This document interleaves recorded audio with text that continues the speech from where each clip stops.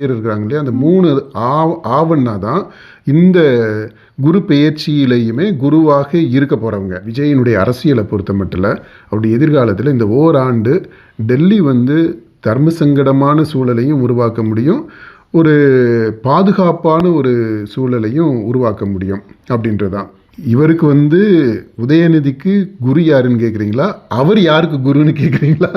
அரசியல் இவர் முன்னெடுத்து சில விஷயங்களை செய்வார், அடுத்து இன்னொருத்தர் முன்னெடுக்கக்கூடிய விஷயங்களை இவர் செய்வார். அப்படி ரெண்டுக்கு இடையில போகும். அதனால இவருடைய தனித்துவமான ஆளுமைன்றது முழுமையாக நிறுவப்படாத ஒரு சூழல் தான் இந்த ஓராண்டுக்கு இருக்கும், ஒரு வருஷத்துக்கு இருக்கும். ஸ்டாலினுக்கு இந்த வரப்போகிற ஆண்டு வந்து ஒரு சேலஞ்சிங்கான ஆண்டு, இந்த குரு பெயர்ச்சி அப்படின்றது. எடப்பாடி பழனிசாமிக்கு இந்த ஒரு வருஷமும் எப்படின்னா,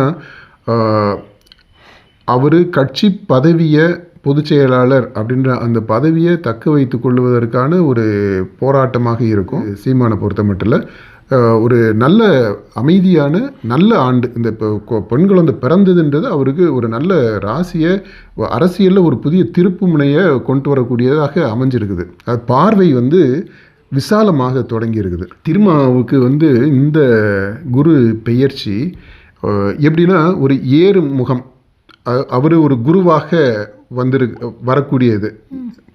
இப்போ அதனால் அவருடைய பெயர்ச்சி தான் இது, குரு பெயர்ச்சின்றது அவருக்கான பெயர்ச்சி. அன்புமணி ராமதாஸ்க்கு இந்த குரு பெயர்ச்சி பெரிய அளவில் எந்த விதையும் தாக்கத்தை ஏற்படுத்துறது மாதிரி தெரியல.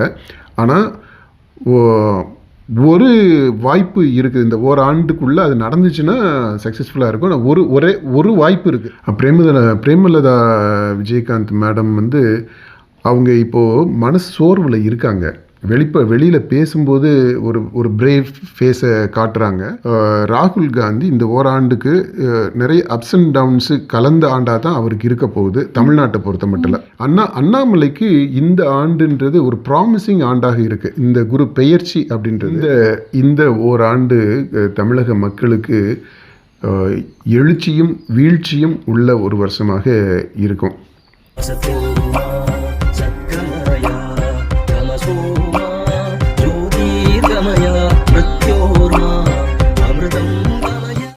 அன்னைக்கு குரு பயிற்சி, ஏற்கனவே சனி பயிற்சி அன்னைக்கு யார் யாருக்கு யார் சனியாக இருப்பாங்க அப்படின்னு சொல்லிட்டு கடந்த வருஷம் நீங்கள் சொல்லியிருந்தீங்க. அது மாதிரி தான் கிட்டத்தட்ட எல்லாருக்குமே நடந்துருக்குது.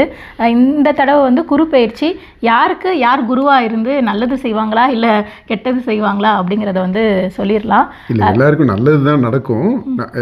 ஏன்னா எதுக்கு கெட்டதை பற்றி நம்ம சொல்லணும், நல்லது நடக்கும். அதில் அந்த நல்லது நடக்கிறதுல எவ்வளவு கால தாமதமாகலாம், சிலருக்கு கொஞ்சம் விரைவாக நடக்கலாம், அந்த மாதிரி தான். சொல்லுங்கள். இப்போ வந்து தலைவர்களுக்கு யார் குருவாக இருந்து நல்லது செய்வாங்க அப்படிங்கிறத பற்றி நீங்கள் சொல்லிடுங்க. முதல்ல வந்து தமிழக முதலமைச்சர் விஜய் அவரை எடுத்துக்கலாம். அவருக்கு வந்து குருவாக இருந்து அவரை வழிநடத்தக்கூடியவர் யார்? சனி பெயர்ச்சிக்கு நம்ம என்ன சொல்லியிருந்தோம்? அவருக்கு வந்து 3 ஆவை சொல்லியிருந்தோம். அவங்க புசியானந்த், ஆதவ் அர்ஜுனா, ஜானா ஆரோக்கியசாமி, இவங்க 3 பேர் தான் வந்துட்டு அவருக்கு சனியாக இருப்பார்கள். இந்த 3 சனியால தான் அவங்களுக்கு பிரச்சனை அப்படிங்கிற மாதிரி. இல்லை அதுதான் நீங்கள் சரியாக சொல்லல. அந்த 3 பேர் 3 ஆவன்னா இருக்குல்ல, அவங்க தான் சனி. இந்த சனிக்கு இடையில சினர்ஜி எப்படி இருக்கோ அதற்கேற்றது மாதிரி அந்த பலன்கள் இருக்கும் அப்படின்றத நம்ம சொல்லியிருந்தோம். இப்போது அதையும் இந்த சனி பெயர்ச்சின்றதையும் இப்போ இந்த குரு பெயர்ச்சி அப்படின்றதையும் நம்ம சேர்த்து இணைச்சி பார்க்கணும். ஏன்னா குரு பெயர்ச்சி இது ஒரு தனி ட்ராக்கில், சனி பெயர்ச்சி அது ஒரு தனி ட்ராக்கில், அது ஒரு 2.5 வருஷத்துக்கு போகிறது, இது ஒரு வருஷத்துக்கு தனித்தனியாக போகிறது கிடையாது, ரெண்டும் இணைஞ்சு தான் போகுது. அப்படி பார்க்கும்போது இவருக்கு இந்த ஒரு வருஷத்துக்கு குரு பெயர்ச்சி அப்படின்னா இந்த குருவாக இருக்கிறது இதில் அந்த 3 ஆவன்னா தான் சொல்லியிருந்தோம். நிறைய பேர் இணைஞ்சிருக்கிறாங்க. இணைஞ்சு இருந்தாலுமே அந்த ஆவா இருக்கிறது அந்த 3 பேர் இருக்கிறாங்க இல்லையா, அந்த 3 ஆவன்னா தான் இந்த குரு பெயர்ச்சியிலையுமே குருவாக இருக்க போகிறவங்க. எப்படி அந்த 3 பேருக்கு இடையில சனி பெயர்ச்சியில் இந்த சினர்ஜி வந்ததுன்னா அது தாக்கம் வந்து பாசிட்டிவாக இருக்கும் அப்படின்றத நம்ம சொல்லியிருந்தோமோ, அதே மாதிரி தான் இப்போ இந்த 3 பேரும் இந்த குரு ஸ்தானத்தில் இருக்கிறாங்க. இப்போ நீங்கள் உடனே கேட்கலாம், ஆனால் கேட்கல, ஏங்க நீங்கள் கேட்கலாம், இந்த செங்கோட்டையனெல்லாம் வந்திருக்கிறாரு, அவர் ஒரு சீனியர், இப்போ அவரெல்லாம் குரு ஸ்தானத்தில் இல்லையா அப்படின்னு நீங்கள் ஆனா அவங்க கேட்குறீங்களா? அதை குருவா தானே அவங்க நினைச்சுக்கிறாங்க. அவர் தான் வழிகாட்டுறாரு, அதிமுகவில இருந்து எல்லாரையும் கூட்டிட்டு வர்றதுக்கு அவர் தான் முன்னோடியா இருக்கிறாரு அப்படிலாம் சொல்லிட்டு இருக்கிறாங்களே. அவர் பதவி இருக்கும்போது எந்திரிச்செல்லாம் நின்று மரியாதையை காட்டினார். இல்லை, அந்த மரியாதை எல்லாமே இருக்குது. அவர் ஒரு சீனியர் பெரியவர் அப்படின்ற அந்த மதிப்பு எல்லாமே இருக்குது. ஆனால் குரு ஸ்தானத்தில் இல்லை. குருஸ்தானத்தில் இருக்கிறவங்க, அதாவது கட்சியை பொறுத்த மட்டும் இவர், அதாவது தாபிகாவுடைய தலைவர் விஜயினுடைய, ஜோசப் விஜயினுடைய இந்த அவருடைய ஃப்யூச்சரில் அவருடைய செயல்பாடுகளில் தாக்கத்தை ஏற்படுத்தக்கூடியதாக அந்த குரு பெயர்ச்சி இருக்குது இல்லையா, அந்த குருவாக இருந்து அந்த தாக்கம் ஏற்படுத்துவது, அந்த இன்ஃப்ளூயன்ஸு, அந்த இம்பேக்ட் கொடுக்கறது யார் அப்படின்னா இந்த 3 ஆனா தான். 3 ஆவண்ணா, புசி ஆனந்த், ஜான் ஆரோக்கியசாமி, ஆதவ் அர்ஜுனா. அந்த ஆதவ், அந்த 3 ஆவண்ணா. இப்போ என்னன்னா இது ஒரு பாயிண்ட்டு. அடுத்து இந்த ஒரு வருடத்துக்கு பார்க்கும்போது இந்த குரு பெயர்ச்சி, இந்த குருவினுடைய செயல்பாடுகள் அது எப்படி இருக்குன்றதை பொறுத்து, அது ஏற்கனவே அந்த இனிஷியேட்டிவ்ஸுமே எடுத்திருக்கிறாங்க. டெல்லி அவருக்கு ஒரு முக்கியமான ஒரு புள்ளியாக இருக்க போகுது. விஜயினுடைய அரசியலை பொறுத்த மட்டும் அவருடைய எதிர்காலத்தில் இந்த ஓராண்டு டெல்லி தர்ம சங்கடமான சூழலையும் உருவாக்க முடியும், ஒரு பாதுகாப்பான ஒரு சூழலையும் உருவாக்க முடியும் அப்படின்றதான். அது எப்படி இந்த 3 ஆவண்ணாவும் டீல் பண்ண போகிறாங்க அப்படின்றத பொறுத்து அது அமையும். இதில் இப்போ பாருங்களேன், இப்போ நம்ம குரு பெயர்ச்சியை பற்றி நம்ம பேச ஆரம்பிக்கும் போது அவர் டெல்லி விஜயமும் வருது. கரெக்டாக நம்ம அந்த குரு பெயர்ச்சி இதில் சொல்கிறோம், டெல்லி தான் ஒரு முக்கியமான ஒரு புள்ளியாக இருக்க போகுது இந்த ஓராண்டுக்கு அப்படின்றத சொல்கிறோம். இப்போ நாளைக்கு அவர் போகிறாரு. அப்படி போகிறதில் பார்த்தோம் அப்படின்னா அது அன்இவென்ட்ஃபுல்லாக தான் இருக்கும். அதாவது போகிறது முதல் தடவையாக முதல்வராக போகிறாரு. இதுக்கு முன்னாடி ஒரு கட்சியினுடைய தலைவராக சிபிஐ விசாரணைக்காக போயிருந்தார். இப்போது முதலமைச்சராக போகிறாரு. அந்த முதலமைச்சராக போகிறோம் அப்படின்ற அந்த ஒரு கெத்து இருக்கும். மற்றபடி பெரிய அளவில் அரசியல் ரீதியாக மாற்றத்தை, தாக்கத்தை, தமிழக அரசியலில் தாக்கத்தை ஏற்படுத்தக்கூடியதாக இப்போதைக்கு அது இருக்காது இந்த விசிட்டு. ஆனால் டெல்லி ஒரு முக்கியமான புள்ளியாக இருக்க போது இந்த ஒரு வருஷத்துக்கு அப்படின்றத நம்ம சொல்லியிருக்கிறோம். நாளைக்கு போகிற விசிட் ஒரு கர்ட்சி விசிட் மாதிரி தான் இருக்க போகுது. அடுத்தது எதிர்க்கட்சி தலைவர் உதயநிதி ஸ்டாலினுக்கு யார் குருவாக இருப்பாங்க? இந்த குரு பயிற்சி அரசியல் ரீதியாக அவருக்கு என்ன பலனை கொடுக்கும்? இல்லை, இப்போ இவருக்கு உதயநிதிக்கு குரு யாருன்னு கேட்குறீங்களா, அவர் யாருக்கு குருன்னு கேட்குறீங்களா? அந்த டபுள் அந்த டிலமா இருக்கு. அவர் குருவா, அவருக்கு இன்னொருத்தர் குருவா அப்படின்றது. இந்த போராட்டம் இருக்குது பார்த்தீங்களா, இந்த போராட்டம்னா அந்த அதிகாரத்திற்கு இடையில் இருக்கக்கூடிய அந்த ஒரு இப்போ சரியான வார்த்தை எனக்கு கிடைக்கல, ரெண்டுக்கு இடையில் இருக்கக்கூடிய அந்த டயலெக்டிக்கலான ஒரு ரிலேஷன்ஷிப்பு. அதாவது இவர் குருவா, இவர் இன்னும் மற்றவங்களுக்கு குருவா, அதான் இவர் குருவாக இருக்கிறாரா மற்றவங்களுக்கு, அல்லது மற்ற ஒருத்தர் இவருக்கு குருவாக இருக்கிறாங்களா அப்படின்றது இது ஒரு வருஷத்துக்கு தொடர்ந்து தான் போகும். அந்த டிலெமா இருக்குது இல்லையா, அந்த டிலெமா ஒரு வருஷத்துக்கு தொடர்ந்து வரும். இப்போ அதனால அவருடைய அரசியல் இவர் முன்னெடுத்து சில விஷயங்களை செய்வார், அடுத்து இன்னொருத்தர் முன்னெடுக்கக்கூடிய விஷயங்களை இவர் செய்வார். அப்படி ரெண்டுக்கு இடையில போகும். அதனால இவருடைய தனித்துவமான ஆளுமைன்றது முழுமையாக நிறுவப்படாத ஒரு சூழல் தான் இந்த ஓராண்டுக்கு இருக்கும், ஒரு வருஷத்துக்கு இருக்கும். அதுக்கப்புறம் நிலைமை மாறலாம். திமுக தலைவர் ஸ்டாலினுக்கு இந்த வரப்போகிற ஆண்டு ஒரு சேலஞ்சிங்கான ஆண்டு. இந்த குரு பெயர்ச்சி அப்படின்றது அவர் குருவாக இருந்து அந்த குரு அந்தஸ்து இழந்த ஒரு நிலையில், அதாவது ஒரு பதவி அப்படின்றத பொறுத்த மட்டும் இல்லை, அவர் அந்த குருன்ற எல்லையிலேருந்து வந்துட்டார். அந்த குரு பெயர்ச்சி அடைஞ்சிருச்சு. இப்போது இந்த குரு பெயர்ந்த நிலையில் அவர் இருக்கிறாரு. இப்போ இந்த ஒரு வருஷமும் எப்படின்னா அவர் கொஞ்சம் உடல் நலத்தை பார்த்துக்க வேண்டியிருக்கும். அரசியல் ரீதியாக அவருடைய அந்த தீவிரமான அரசியல் பணின்றது தொடரும். இதில் நம்ம சொன்னோம் பார்த்தீங்களா, இந்த ஏற்கனவே உதயநிதிக்கு சொன்ன அந்த ஒரு சிக்கலை நம்ம ஐடென்டிஃபை பண்ணி சொன்னோம். குருவாக அவருக்கு இன்னொருத்தர் குருவா அப்படின்றது. அந்த அந்த போராட்டம் இங்கே இவரையும் பாதிக்கக்கூடியதாக இருக்கும். அடுத்து எடப்பாடி பழனிசாமி அவர்களுக்கு ஏற்கனவே அவர் நிறையா சிக்கல்களை சந்திச்சுட்டு இருக்கிறாரு. இந்த குரு பயிற்சி அவருக்கு சாதகமான சூழ்நிலை ஏற்படுத்துமா? எடப்பாடி பழனிசாமிக்கு இந்த ஒரு வருஷமும் எப்படின்னா, அவர் கட்சி பதவியை பொதுச் செயலாளர் அப்படின்ற அந்த பதவியை தக்க வைத்து கொள்வதற்கான ஒரு போராட்டமாக இருக்கும். ஆனால் நம்ம ஏற்கனவே வேறு இடத்துல சொல்லியிருக்கோம், அந்த ஜோதிடம் அல்லாத வேறு ஒரு இடத்துலேருந்து சொல்லியிருக்கிறோம், அவர் ஒரு மிகப்பெரிய சாணக்கியர் அப்படின்ட்டு. நானே பார்த்த அளவுக்கு அது வியந்து சொல்லியிருக்கிறேன். நம்ம பார்த்ததில் தமிழக அரசியல் களத்தில் ஒரு ராஜதந்திரி, ஆமாம், ராஜதந்திரியா சாணக்கியராக அவர் இருக்கிறாரு அப்படின்றது. இந்த தோல்விக்கு பிறகுமே கூட நீங்கள் பாருங்களேன், அவர் துணிச்சலான முடிவுகளை எடுக்கிறாரு. இப்போ அந்த மாதிரி இப்போ என்னென்னா, இந்த ஓராண்டு இந்த குரு பெயர்ச்சி அவருக்குமே எப்படின்னா, குரு பெயர்ந்த நிலையில் தான். இப்போ நம்ம ஸ்டாலினுக்கு சொன்னோம் பார்த்தீங்களா, அந்த மாதிரி குரு ஸ்தானத்தில் இருந்து இடம் மாறிடுச்சு. அந்த பெயர்ச்சி நடந்ததுனால அவங்க அதுக்கு அடுத்த நிலையிலேருந்து தான் அந்த ஸ்ட்ரகிளை பண்ண வேண்டியது இருக்குது. இப்போ அதே மாதிரி எடப்பாடி எடுத்துக்கிட்டோம்னா, அந்த குரு பெயர்ந்த நிலையில் அவங்க இருக்கிறாங்க. இப்போ இந்த ஒரு வருஷம் இந்த குரு பெயர்ச்சி முழுமையடைகிறது வரைக்குமே என்ன ஆகும்னா, அவங்க குருவாக இருந்து தலைமையாக இருந்து செய்தாங்க இல்லையா, அதில் ஒரு சறுக்கல் இருக்கும். கொஞ்சம் அது பவர் கம்மியாக இருக்கும். அதை நம்ம இப்போவே பார்க்குறோம். அந்த கட்சின்னு எடுத்துக்கிட்டிங்கனாலுமே கூட அந்த கட்சியினுடைய வலு குறைஞ்சு வந்துக்கிட்டே இருக்குது இல்லையா. ஆனால் இவர் கட்சியினுடைய தலைவராக இருப்பார்.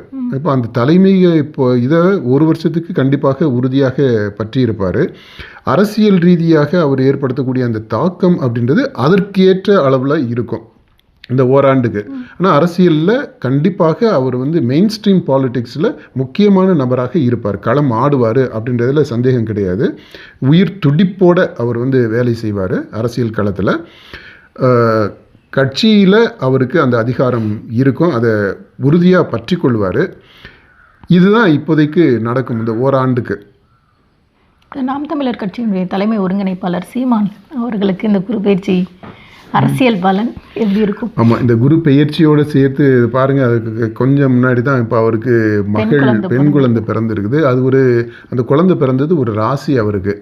அதுவுமே இந்த குரு பெயர்ச்சியோடு சேர்த்து இணைச்சி பார்க்கணும். அப்படி பார்த்தோம்னா அவருக்கு இந்த ஓராண்டு வரப்போகிற ஆண்டு ஓரளவுக்கு ஒரு ஆர்ப்பாட்டம் இல்லாத அமைதியான ஆழமான சிந்தனைகளையும் செயல்பாடுகளுக்கான திட்டங்களையும் தீட்டுவதற்கான ஆண்டாக இருக்கும் அவங்கள பொறுத்த மட்டும். அதாவது புலி பாயிறதுக்கு முன்னாடி பதுங்கும்னு சொல்லுவாங்க இல்லையா. இப்போ இது என்ன ஆயிடுச்சுன்னா, ஒரு பெரிய பாய்ச்சல் ஒன்று பாய்ஞ்சிருச்சு புலி. அப்புறம் இப்போ அடுத்த கட்டத்துக்கு அடுத்த பாய்ச்சலுக்கு முன்னாடி கொஞ்சம் ஓய்வு, அதுக்கப்புறம் அது பதுங்கணும். இப்போ எப்படின்னா, ஒரு பாய்ச்சல் முடிஞ்சிருச்சு, அதில் கிடைச்சது என்ன கிடைச்சதோ அதை வச்சுட்டு அது கொஞ்சம் ஓய்வு எடுக்கணும். இப்போ அந்த மாதிரியான பீரியடு இப்போது இந்த ஓராண்டு இந்த குரு பெயர்ச்சி அப்படின்றது. அதுக்கு அடுத்து தான் பாய்ச்சலுக்கு தயாராகிறது இருக்கும். இப்போ இந்த ஓராண்டு இந்த ஓய்வுன்றது வெறுமனே ஓய்வு இல்லை, இந்த ஓராண்டில் நடக்கக்கூடிய விஷயங்கள் என்ன அப்படின்றதையும் நம்ம சொன்னோம். அது சீமானை பொறுத்த மட்டும் இல்லை, ஒரு நல்ல அமைதியான நல்ல ஆண்டு. இந்த இப்போ பெண் குழந்தை பிறந்ததுன்றது அவருக்கு ஒரு நல்ல ராசியை, அரசியலில் ஒரு புதிய திருப்பு முனையை கொண்டு வரக்கூடியதாக அமைஞ்சிருக்குது. அது பார்வை விசாலமாக தொடங்கி இருக்குது.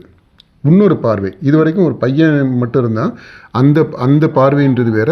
வீட்டில் ஒரு பெண் குழந்தை வந்துருச்சு அப்படின்னா அந்த பார்க்கக்கூடிய பார்வை மாறிடும். பார்த்தீங்களா, அதாவது ஒவ்வொரு குடும்பத்திலையுமே நீங்கள் 2 பசங்கள் இருக்கிற குடும்பத்தை எடுத்துக்கோங்க, ஒரு பையனும் ஒரு பொண்ணும் இருக்கிற குடும்பத்தை எடுத்துக்கோங்க, 2 பொண்ணுங்க இருக்கிற பெண் குழந்தைகள் இருக்கிற குடும்பத்தை எடுத்துக்கோங்க. அந்த வேறுபாடு உங்களுக்கு தெரியும். இந்த பெண் குழந்தையினுடைய ப்ரெசன்ஸ் இருக்கிறதுன்றது அந்த குடும்பத்தில் ஒரு அற்புதமான ஒரு சூழலை உருவாக்கி விட்டுரும். அந்த மாதிரி தான் இப்போ சீமானுக்கு அவருடைய தனிப்பட்ட வாழ்க்கையில் நடந்திருக்குது. அவருக்கு தனிப்பட்ட முறையில் நடக்கக்கூடியது கண்டிப்பாக கட்சியிலையும் தாக்கத்தை ஏற்படுத்த தான் செய்யும் அவங்களுடைய கட்சியில். அப்போ இந்த நாம் தமிழர் கட்சியில் வரக்கூடிய அந்த மாற்றங்கள் இது தமிழக அரசியல் களத்திலையும் ஒரு தாக்கத்தை ஏற்படுத்தும். அந்த விதத்தில் இந்த ஆண்டு குரு பெயர்ச்சி அப்படின்றது அவருக்கு ஒரு புது வரவை கொடுத்துருக்குது, புது பார்வையை கொடுக்கக்கூடிய ஆண்டாக இது இருக்குது. விசிகா தலைவர் திருமாவளவன் அவர்களுக்கு திருமாவுக்கு இந்த குரு பெயர்ச்சி எப்படின்னா ஒரு ஏறு முகம், அவர் ஒரு குருவாக வரக்கூடியது. இப்போ அதனால் அவருடைய பெயர்ச்சி தான் இது. குரு பெயர்ச்சின்றது அவருக்கான பெயர்ச்சி. இப்போ இது அதிகாரத்தை நோக்கிய ஒரு இதாக இருக்குது. இப்போ இந்த ஓராண்டு எப்படி இருக்கும் அப்படின்னா, இந்த ஏற்றம்ன்றது சுமூகமாக இருக்காது. அது ஒரு அடி ஏறுனா 2 அடி சறுக்கிறது அப்படின்றது இருக்குது. இல்லை 2 அடி சறுக்குனா 1 அடி ஏறுறது அப்படின்றது 2 விதத்துலையுமே நம்ம இன்டர்பிரட் பண்ணிக்க முடியும். அது நீங்கள் குறைவாக சொல்லணும் அப்படின்னா, என்னடா 1 அடி ஏறினா 2 அடி கீழே சறுக்கிறது மாதிரி இருக்குது அப்படின்னு சொல்லலாம். பாசிட்டிவாக சொல்கிறதுனா 2 அடி சறுக்குனா 1 அடி ஏறுறோம் அப்படின்றது நம்ம சொல்லலாம். ஒரு அடியாக ஏறிக்கிட்டு போகிறோம் அப்படியும் பார்க்கலாம், 2 அடியாக சறுக்கிக்கிட்டு இருக்கிறோம் அப்படின்னு நம்ம பார்க்கலாம். இப்போ அந்த பார்வை தான் இன்னைக்கு திரும்ப முன்னாடி இருக்கக்கூடியது. இந்த ஒரு வருஷமும் அப்படி தான் இருக்கும். ஏற்றம் இறக்கம், அதிகாரத்தை நோக்கி அந்த இதில் ஏற்றம் இருக்கும், இறக்கம் இருக்கும். இது அடுத்து இந்த உள்ளாட்சி தேர்தல் இதெல்லாம் வருது, அதை பற்றி நம்ம பேசவே இல்லை. இது குரு பெயர்ச்சியோடு நம்ம தொடர்படுத்தி நீங்களும் கேட்கல, அதை பற்றி சொல்லலை. ஆனால் இந்த திருமாவளவனில் அந்த கான்டெக்ஸ்டில் வந்துருச்சு. அதனால் இந்த ஏற்றமும் இருக்கும், இறக்கமும் இருக்கும். அது எப்படி இன்டர்பிரட் பண்ணிவிட்டு கட்சியை அடுத்த கட்டத்துக்கு நகர்த்துகிறோம் அப்படின்றது திருமா கையில் தான் இருக்குது. அதில் இந்த ஒரு வருஷமும் சூப்பரான வருஷமாகவும் சொல்ல முடியும்,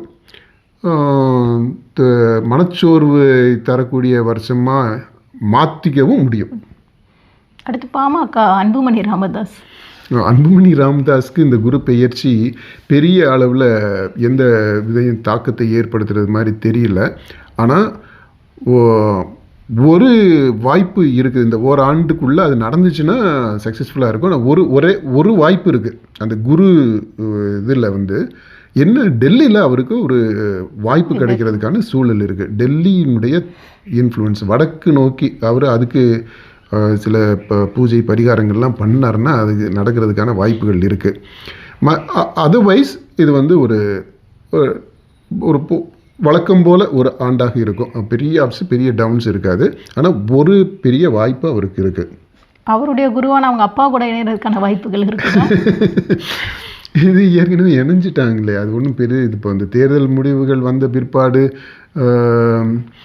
அந்த தேர்தலுக்கு முன்னாடி வரைக்கும் இருந்துச்சு, அந்த உக்கிரமான ஒரு இது இருந்தது. அதுவுமே நமக்கு எல்லாருக்குமே தெரியும். அது அந்த பார்கெயின் பண்ணிக்கிறதுல யாருக்கு எங்கே எவ்வளவு போகும் அப்படின்றதில் அந்த இதில் தான் ஆரம்பித்தது. அதுக்கப்புறம் இந்த தேர்தல் தாவேகா வந்ததுலேருந்து விஜயினுடைய ப்ரெசன்ஸ்னால டோட்டலாகவே அந்த ஃபார்முலாஸ் எல்லாமே மாறிடுச்சு, தற்காலிகமாக மாறி இருந்தது. இப்போ அதுக்கப்புறம் தேர்தல் முடிவுகள் வந்த பிற்பாடு ஓரளவிற்கு அவங்க ராசி ஆயிட்டாங்க அப்படின்னு தான் தோணுது. இந்த சனி பெயர்ச்சி இது குரு பெயர்ச்சியை பொறுத்த மட்டும் இல்லை, குருவாக இருப்பார், அவருடைய உடல் நலத்தை மட்டும் பார்த்துக்கிறணும். இவர் ஒரு பிரமாணிக்கம் உள்ள ஒரு நல்ல அன்பான மகனாக இருப்பார் அப்படின்றது தான் இந்த ஆண்டு. அதான் இந்த வருஷத்தை பொறுத்த மட்டும் இல்லை, அன்புமணிக்கு குடும்ப ரீதியாக பிரச்சனை இல்லை, சுமூகமான ஒரு ஆண்டாக இருக்கும். குடும்ப வாழ்க்கையை பொறுத்த மட்டும் இல்லை, அது அப்பா மகன் உறவையும் சேர்த்து ஒரு சுமூகமான ஆண்டாக இருக்கும். அரசியல் செயல்பாடுகளை பொறுத்த மட்டும் இல்லை சுமூகமாக தான் இருக்கும். அவங்களுடைய ஜாதி ரீதியான செயல்பாடுகள், அது வன்னியர் அந்த இதை எடுத்துக்கிட்டிங்கனாலும் அது ஒரு சுமூகமாக தான் இருக்கும். போட்டி இப்போ அப்படியெல்லாம் வர்றதுக்கு வாய்ப்புகள் இல்லை. அல்லது இந்த வன்னியர் வெர்சஸ் நான் வன்னியர் போராட்டம் அப்படின்ற அந்த மாதிரி எல்லாம் இப்போதைக்கு இந்த ஆண்டுக்கு வர்றதுக்கு வாய்ப்பு இல்லை. ஆனால் இவருக்கு ஒரு பெரிய வாய்ப்பு, ஒரே ஒரு வாய்ப்பு இருக்குது. அது மட்டும் முக்கியமானது இந்த குரு பெயர்ச்சி ஆண்டில் நடக்கக்கூடியது அன்புமணியை பொறுத்த மட்டும் இல்லை. அடுத்து தேமுதிக பிரேமலதா விஜயகாந்த். பிரேமலதா விஜயகாந்த் மேடம் அவங்க இப்போது மனசு சோர்வில் இருக்காங்க. வெளியில் பேசும்போது ஒரு பிரேவ் ஃபேஸை காட்டுறாங்க. ஆனால் அவங்க ஏதோ திமுக அணியில் சேர்ந்தது தப்பா, இந்த ஒருவேளை தாவிக அணியில் போய் தாவிகா கூட போய் சேர்ந்துருக்கணுமா, அணியாக சேர்ந்துருக்கணுமா, அல்லது இப்போவுமே கூட இது மற்றவங்க மாதிரி நம்மளும் முன்னாடியே இதுக்கு திமுக அணியிலேருந்து பிரிஞ்சு தாவிகா பக்கம் போயிருக்கணுமா அப்படின்ற அந்த மாதிரியான எண்ணப்போக்குகள்லாம் இருக்கும்னு நினைக்கிறேன். ஏன்னா அவங்க அவங்க அவங்க இப்போ ஒரு மனசோர்வில் இருக்கிறாங்க அப்படின்றது இருக்குது. இந்த மனசோர்வு அவங்களுக்கு இருக்கிறது இந்த ஆண்டு இந்த குரு பெயர்ச்சி முழுக்கவே தொடரும் அவங்களுக்கு.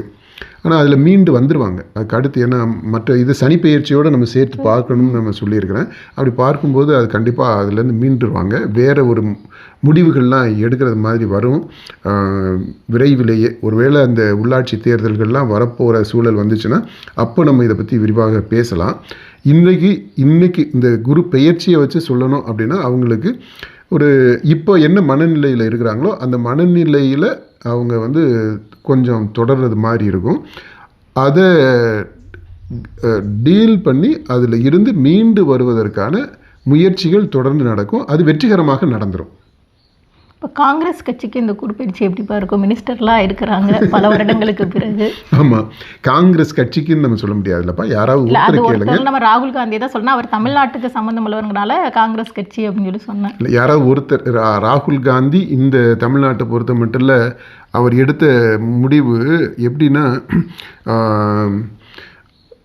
அவருடைய குரு பெயர்ச்சி அப்படின்னு நம்ம பார்த்தோம்னா ஸ்ட்ராட்டஜிக்காக அவங்களுக்கு அந்த குரு பெயர்ச்சி சரியாக அமையலை.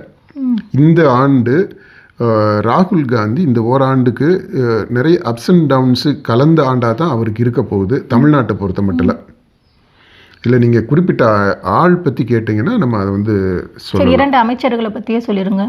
விஸ்வநாதன் அவர் அமைச்சராக இருக்கிறாரு, உயர்கல்வித்துறை அமைச்சர். உயர்கல்வித்துறை அமைச்சர் அவருடைய செயல்பாடு எப்படி இருக்கும்னா அது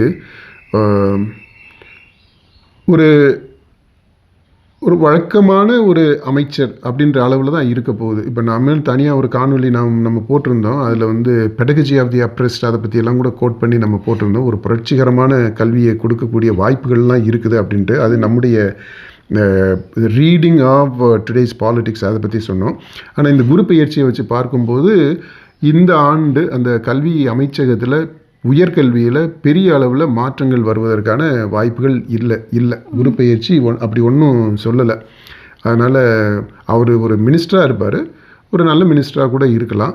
ஆனால் பெருசாக இந்த உயர்கல்வியில் ஒரு சாதனையை நிகழ்த்தக்கூடியதாக இந்த ஓராண்டு இருக்காது. ஒருவேளை இந்த டைமில் அவர் படிச்சுட்டு அதுக்கு அடுத்தபடியாக வரலாம். ஏன்னா இந்த வருஷம் வந்து ஒரு அன்இவெண்ட்ஃபுல் ஆண்டாக இருக்கும் உயர்கல்வியை பொறுத்த மட்டும். அந்த மினிஸ்டருடைய செயல்பாடுகளை பொறுத்த மட்டும். பிஜேபியிலேருந்து யாரையுமே கேட்கல நீங்கள் அப்படி ஜோசப் விஜய் ஆட்சிக்கு வந்துட்டாரு அப்படின்னு உடனே நீங்கள் பிஜேபியை ஒதுக்க ஆரம்பிச்சிட்டிங்களா? ஆனால் அதான் நம்ம சொன்னோம், டெல்லியில் தான் முக்கியமான இருக்குன்றதை சொல்லியிருக்கிறோம். விஜய்க்கு கண்டம்ன்ற வார்த்தை நம்ம பயன்படுத்தலை. ஆனால் அந்த டெல்லியில் ஒரு முக்கியமான அது ஒரு புள்ளியாக இருக்குது. இந்த ஓராண்டு எடுத்துக்கலாம்ல. ஆமாம், பாசிட்டிவாகவும் இருக்கலாம், நெகட்டிவாகவும் இருக்கலாம்ல. ஆமாம், இது எப்படி இவங்க டீல் பண்ண போகிறாங்கன்றதை பொறுத்து இருக்குது. ஏன்னா இங்கே மாநிலத்திலிருந்து இவர் முதலமைச்சராக அவர் சில கோரிக்கைகள் அவருக்கு இருக்குது. அப்புறம் அங்கே டெல்லியில் மத்திய அரசு, அவங்க ஒன்றிய அரசு, ஏன்னா ஒன்றிய அரசுன்ற தொடரை தான் இன்னும் தாவிகாவிலையும் பயன்படுத்துகிறாங்க. அப்போ அந்த ஒன்றிய அரசு அவங்க சைடிலிருந்து சில கோரிக்கைகள் இருக்குது, சில நிபந்தனைகள் இருக்குது. இப்போ இது ரெண்டும் எந்த புள்ளியில் சமரசம் ஆகுது அப்படின்றது ரொம்ப முக்கியம். அப்படி இந்த ரெண்டும் சமரசம் ஆகும்போது அது தமிழ்நாட்டினுடைய நலனுக்கு உகந்ததாக இருக்குமா அந்த சமரசம், இல்லை வெறுமனே அரசியல் அதிகாரத்தை தக்க வைத்து கொள்வதற்கான சமரசமாக இருக்குமா அப்படின்றது தான் முக்கியம் அதில் வரக்கூடியது. இப்போ இந்த இதை பொறுத்த மட்டும் அந்த டெல்லி முக்கியமாக இருக்கும். மற்றபடி இந்த ஒரு ஆண்டு எப்படி இருக்குன்றதை நம்ம சொல்லிட்டோம் இல்லையா. அந்த 3 ஆவண முக்கியமாக செயல்பாடு அது முக்கியம். இந்த பக்கம் டெல்லியில் இருக்கக்கூடியது அந்த ஒரு இது முக்கியமாக இருக்குது தாவிகாவை பொறுத்த மட்டும். இப்போது பாஜக நயினார் நாகேந்திரன் வந்து தலைவராக இருக்கிறாரு. அவருக்கு இந்த குரு பயிற்சி எப்படி இருக்கும், அதை தொடர்ந்து அண்ணாமலைக்கும் சொல்லிடுங்க. ஆமாம், இப்போது நயினார் நாகேந்திரன் அவருடைய இது எப்படின்னா, நம்ம இவங்களுக்கு சொன்னோம் பார்த்தீங்களா, காங்கிரஸ் இல்லை நம்ம தேமுதிக அவங்களுக்கு ஏறத்தாழ அந்த மாதிரியான ஒரு மனநிலையில் தான் நயினார் நாகேந்திரன் இருக்கிறாரு. அவருக்கு உளச்சோர்வு இருக்குது. இப்போது அதனால என்ன பண்ணலான்னா, அவர் குருவாக இருந்து குரு பெயர்ச்சி அடைந்ததில் வீழ்ச்சி வந்திருக்குது. வீழ்ச்சியாக அவர் இன்டர்பிரட் பண்ணியிருக்கிறாரு. ஏன்னா நம்ம இதில் குரு பெயர்ச்சியில் பார்க்கும்போது அவருடைய ஜாதகம் இதெல்லாம் வச்சு பார்க்கையில் அப்படி தான் தோணுது. அவர் உள்ள ரொம்ப சோகத்திலையும் மன வருத்தத்திலையும் இருக்கிறாரு, சோர்வில் இருக்கிறாரு. இப்போ அந்த சோர்விலிருந்து அவர் மீள்றதுக்கு இந்த ஓராண்டுக்குள்ளே, இந்த குரு பயிற்சிக்குள்ளே ஒன்று அவர் இந்த பொறுப்பிலிருந்து விடுபட்டுறது அவருக்கு ஒரு ரிலீஃபாக இருக்கலாம். அல்லது இந்த பொறுப்பிலே கண்டினியூ பண்ணுறாரு அப்படின்னா இப்போ இதை கடந்து வர்றது அவருக்கு ஒரு இந்த ஆண்டு முழுக்கவே ஒரு போராட்டம் அப்படின்னு சொல்கிறது இல்லை. ஆனால் இது இதை டீல் பண்ண வேண்டிய அந்த கட்டாயம் இருக்குது அவருக்கு. ஆனால் இந்த ஓராண்டில் அவர் இதை கடந்து வந்துடுவார். இந்த வருஷம் இந்த குரு பெயர்ச்சி ஆண்டு முழுக்க அவருக்கு இது ஒரு சேலஞ்சாக இருக்கும். அண்ணாமலையை பொறுத்த இது போதுமா? அண்ணாமலையை சொல்லிடலாமா? அண்ணாமலைக்கு இந்த ஆண்டுன்றது ஒரு ப்ராமிசிங் ஆண்டாக இருக்குது. இந்த குரு பெயர்ச்சி அப்படின்றது ஒன்று அவர் குரு அந்தஸ்துக்கு போகிறதுக்கு, அதை நோக்கி போகிறதுக்கான ஒரு வாய்ப்புகள் வருது. குருன்னா அப்போ ஒரு அமைச்சராகலாம், அல்லது கட்சி தலைவராகலாம், அல்லது வேறு ஒரு கட்சியில் போயிட்டு ஒரு முக்கியமான பொறுப்பு வரலாம். அப்படி அதாவது அவருடைய இதில் இந்த ஒரு வருஷத்தில் அதிகாரத்தை நோக்கிய அந்த இதில் ஒரு அப்வர்ட் மூவ்மெண்ட் ஒன்று இருக்குது அவருக்கு.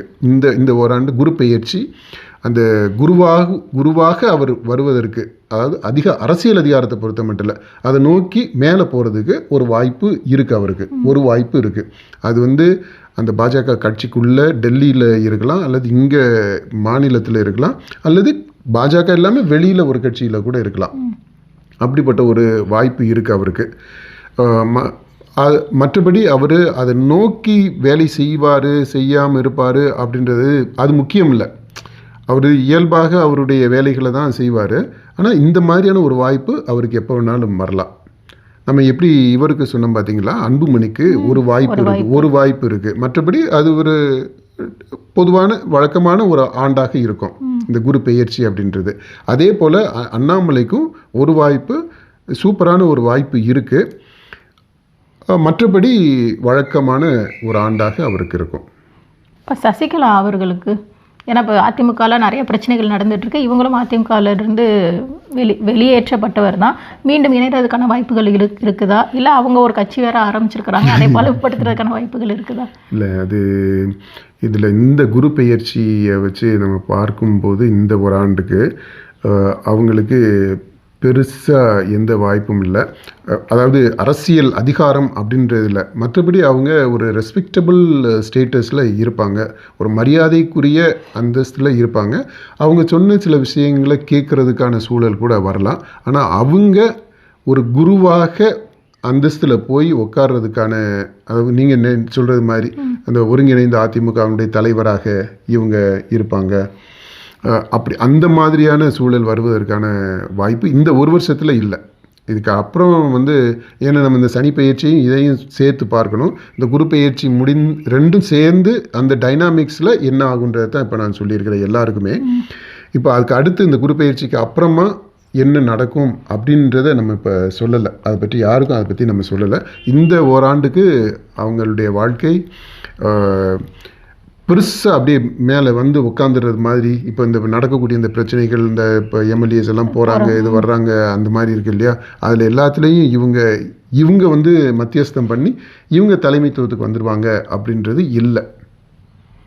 இப்போ அரசியல் தலைவர்களுக்கு எல்லாருக்கும் சொல்லிட்டீங்க, தமிழக மக்களுக்கும் இல்லை, நீங்கள் சொன்ன உடனே இல்லை உங்களுக்கு இல்லை, அப்போ உங்களுக்கு என்ன வைப்பீங்களோ நினைச்சேன். ஏன்னா இந்த ஜோசியக்காரரு எல்லாருக்கும் ஜோசியம் சொன்னார், கடைசியில் அவர் எத்தனை நாள் பதவியில் இருப்பாருன்றது சொல்லாமல் விட்டுட்டாரு. அப்போ அந்த மாதிரி எதுவும் நம்மளை மடக்க பார்க்குறீங்களோ அப்படின்னு நினைச்சேன். நான் இப்போ ஜோசியம் எல்லாம் சொல்லலை, இது குரு பெயர்ச்சிக்கான அரசியல் பலன்கள் என்ன அப்படின்றத நம்ம சொல்லிக்கிட்டு இருக்கிறோம்.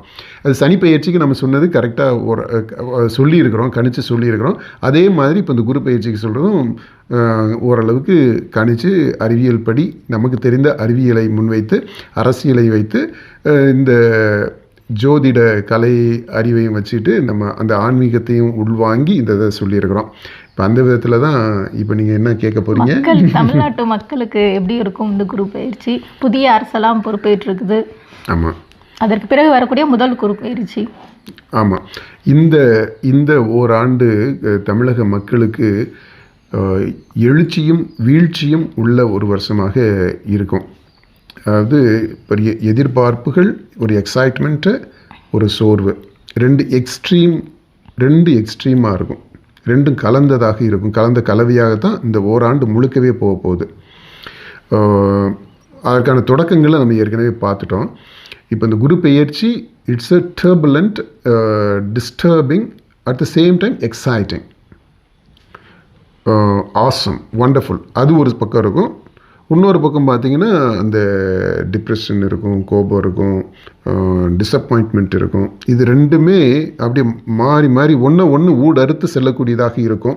இதனுடைய விளைவுகள் எல்லாம் எப்படி இருக்கும் அப்படின்றது, ஒருவேளை இந்த தேர்தல்னு வந்தால், இடைத்தேர்தல்னு வந்தால் அது எப்போ வரும் என்னன்றது நமக்கு தெரியல.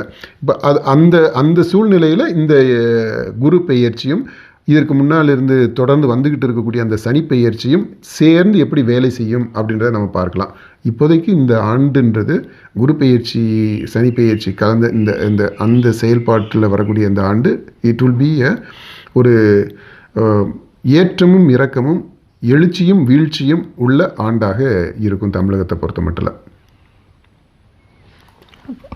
உங்களுக்கு நான் தனியாக சொல்கிறேன், கேமரா வெளியில் சொல்கிறேன். அது மாதிரி எனக்குமே நான் அப்புறமா சொல்லிடுறேன். வாழ்த்துகள் எல்லாருக்கும்.